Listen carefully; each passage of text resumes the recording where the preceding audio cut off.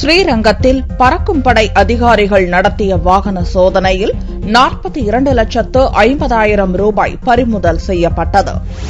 ஸ்ரீரங்கத்தில் பிப்ரவரி 13ஆம் தேதி இடைத்தேர்தல் நடக்கிறது. தேர்தல் விதிமுறை அமல்படுத்தப்பட்டு தீவிர கண்காணிப்பு நடத்தப்படுகிறது. திருவானைக்காவல் சாலையில் பறக்கும் படை அதிகாரிகள் நடத்திய வாகன சோதனையின் போது அங்கு வந்த ஒரு காரில் உரிய ஆவணமின்றி 42,50,000 ரூபாய் பணம் வைத்திருந்தது கண்டுபிடிக்கப்பட்டது. பணம் குறித்து கார் உரிமையாளர் முரளிதரனிடம் போலீசார் நடத்திய விசாரணையில் அவர் முன்னுக்கு பின் முரணாக பதிலளித்தார். இதனால் சந்தேகமடைந்த பறக்கும் படை அதிகாரிகள் பணத்தை கைப்பற்றி அவரிடம் விசாரணை மேற்கொண்டுள்ளனர்.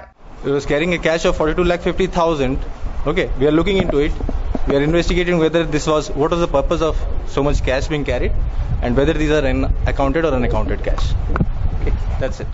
தேர்தலுக்கு குறைந்த நாட்களே உள்ள நிலையில் மாவட்ட எல்லைகளில் சோதனைச் சாவடிகள் அமைக்கப்பட்டு கண்காணிப்பு தீவிரப்படுத்தப்பட்டுள்ளது.